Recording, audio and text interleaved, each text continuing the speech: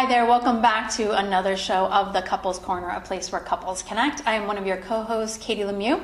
And I'm Susan Block, and Katie and I are both licensed marriage and family therapists right here in South Florida, and we're happy to have you tuning in today.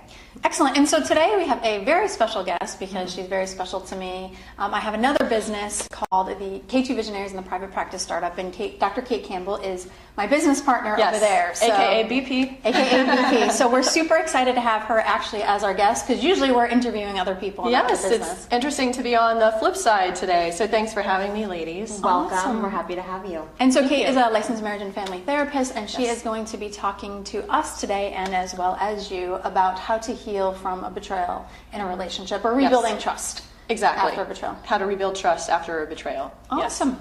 Yeah, it's a topic that is needed for so many couples that are going through any form of betrayal, not just infidelity, but any type of betrayal. Yes. And so we're really happy to have you today. And you can share with the audience a little bit about how you got started in the profession. Absolutely, yes. So I originally went to school for psychology, and while I was in my undergrad, I had a professor who was a marriage and family therapist, and she opened my eyes up to the world of relationships and looking at things from a relational perspective.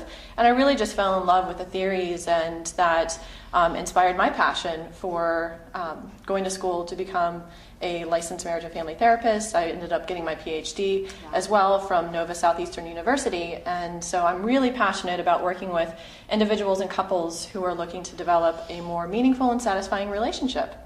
Well, that's great. I mean, the fact that you started off doing one thing and then that just kind of transitions into your passion is fantastic. Yeah, absolutely. So tell us a little bit about your topic today about rebuilding trust after any form of betrayal. Yes, so trust is a powerful thing. It can take a lifetime to build and mere seconds to destroy. Good point. And so whenever any type of betrayal happens in a relationship, it can be devastating. And there's lots of different types of betrayal.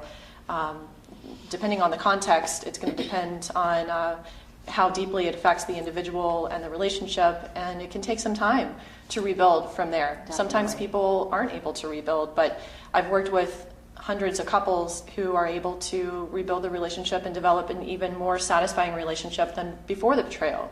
Exactly. Which is a pretty amazing thing to witness. Right. And Katie and I see that in our practice as well. We specialize in working with couples, and you know, this is a topic that is without guidance, without support, can 100%. really, you know, go in a different direction. And this is an opportunity for couples to build hope back into the relationship and build a better relationship sometimes than even when it first started. Absolutely. So you have some tips to share on how to rebuild trust. Yes. And you have an acronym that you wanted to share with the audience? I do. I actually have an acronym for how to rebuild trust after a betrayal, and that acronym is TRUST. So it's easy to remember, and there's 5 steps. Okay, so tell us what T stands for. Yes. So T stands for take responsibility. It's really important for both partners to really take responsibility for their part in what's happened. So making sure that they're not being defensive or not making up excuses or anything like that. They're really genuinely taking responsibility. That's one of the first steps to seeing if the couple is able to really rebuild the relationship and repair things after a betrayal. Because without that step, it's not possible to heal. Sure. And I think that's such a good point, and one for the audience to really wrap their head around, that taking responsibility has to happen before you can move forward to any of the other steps. Sure, and sometimes I think it's hard sometimes for the person who was hurt in it is looking at the responsibility. What we talk about is for the relationship, right? Absolutely. It is what's been going on in the relationship that could lead to this. Yes, sometimes people's needs are neglected, or different things can be happening individually or within the relationship that can contribute to a betrayal happening. And making sure that they're taking responsibility for committing to healing the relationship. Because if one person is not on that page, the other person can't save a relationship. Right, it's not going to work. Yeah. So what's R? Yes, so R is be reliable to your partner. So making sure that you follow through with what you say you're going to do. Trust is really word plus deed over time. So it's doing what you say you're going to do over time that helps to really rebuild trust. And that can mean, little things day in and day out that you might not even think about. Oh, I'll be home after work tonight around 6:30, and then maybe your partner shows up at 8 o'clock, but never communicated that. Sometimes those simple little things during the day can really evoke a strong reaction from your partner, because it ties back to, you're not being forthcoming, you're not really telling me, honestly what's going on or what to expect. Right, and I think sometimes even before the betrayal occurred, that stuff might not be that big of a deal, but when there's a betrayal and there's a breach of trust in a relationship, you need to be consistent in many aspects of your life. Yes. And of course, it's always through communication to figure out what the couple's okay with and not okay with. Exactly. And I think this is a really good one, the R, be reliable, because a lot of times people who've done the hurting, they really don't know what to do to make those repairs, and they almost feel helpless. Yes. So this is an opportunity for them to really take some control over a very uncontrollable situation. Yes, beautifully said. So thank you. What's you? So tell us about the you. So you is to really understand your partner's perspective. So making sure that you're really listening to their perspective and hearing their emotions, what they're going through. This is a very difficult and delicate thing, because a lot of times people get reactive and feel like they need to defend themselves, or not really understanding where the partner's coming from. But that's key in being able to understand both sides and to be able to validate the emotional pain and what's going on for each partner. And so that's where couples therapy comes in, where a couples therapist can really help the couple to navigate those difficult conversations. I'm glad you mentioned that, because a lot of times when we say understanding, couples communicate a lot of times through blame or criticism or judgments, which makes their partner defensive, and a couples therapist really can help a couple break that cycle and teach them new tools. I always tell my couples, relationships are science. And I don't know about you guys, but I was never taught how to be in a relationship or communicate, obviously, until I went to school and learned a lot about couples. Sure. And that's where, we can really help people in that aspect. Absolutely. Okay, so the S.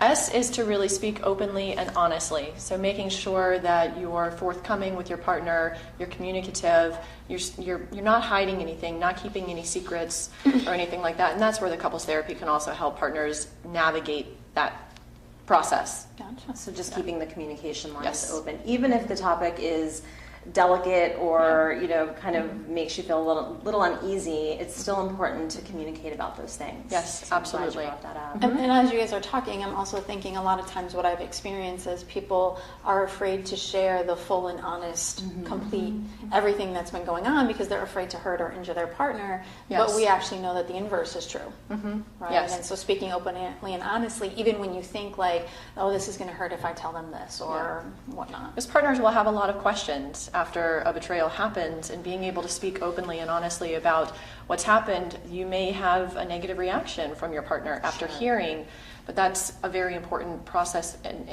that's a very important part of the process of healing. That's where a couples therapist can really help navigate those difficult conversations. And then also making sure that you're speaking reassurance to your partner. And thinking about what kind of reassurance do they want to hear, because the verbal reassurance is important just as much as the actions are. And so actually that gets into the next one. Okay, so the T. Yes, the T, the final T, is for trust building behaviors. So making sure that you ask your partner, what kind of behaviors do you need to see from me to know that I'm working towards rebuilding the trust? And that's where partners are going to have to give their partner the opportunity to prove that they are capable of rebuilding the trust. So it really takes two for the trust building behaviors. And it can even be helpful to create a list of what kind of behaviors you want to see happen. And so that way you're on track, and you can be very intentional about the steps that you're taking to rebuild the trust after the betrayal. So can you maybe give the audience some examples of what might be a trust building behavior? What might be a trust building behavior? Okay, so it might be for someone who, let's talk about an affair. So if someone had an affair with a partner or a colleague of theirs, making sure that they're not doing lunches with that particular colleague, making sure that they're not traveling one-on-one with them, that they make sure if they have any type of interaction with that person, they're communicating that to their partner and letting them know, I ran into so-and-so today, and I just wanted to give you a heads up.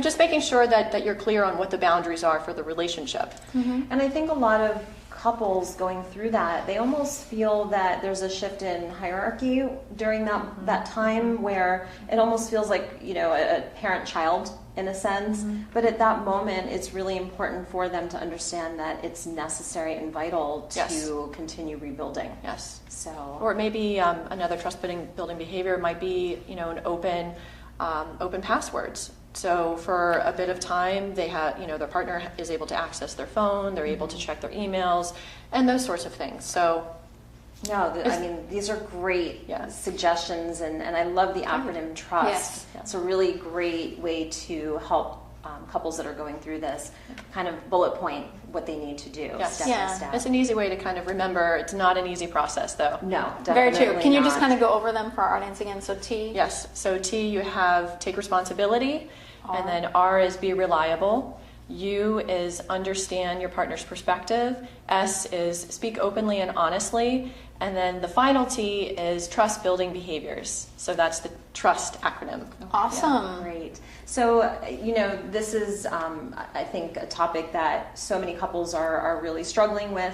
And it sounds like you specialize in working with couples that are dealing with rebuilding trust. So can you share with the audience how they could reach you? Yes, so I have a private practice in East Fort Lauderdale called Bayview Therapeutic Services, and I invite you all to contact me. You can check out my website, bayviewtherapy.com, or drkatecampbell.com. Those are my two websites. And you'll find my information there. And you also, I think, mentioned to us before the show that you have something for the audience. Yes, I do. If they take a look at your site. Exactly. I have a giveaway for you all based on our topic here today, how to build trust after a betrayal. And so I actually have a downloadable infographic, which will have the acronym for trust and then all of the details about that. So feel free to check that out on my website, and you'll be able to instantly access that download. Awesome. Well, we wanted to thank you for coming on. You were awesome. You were a delight. This topic was great. I think you made it so just easily relatable to our audience. And so we thank you for tuning in to another episode of The Couples Corner, a place where couples connect. Don't forget to check us out on Facebook at The Couples Corner South Florida. You'll see a picture of Susan and I. You'll be able to interact with our guests like Kate. We'll post resources, information, the video clips, times and dates will also be up there. So again, I am Katie Lemieux. And I'm Susan Block, and thank you so much for tuning in today.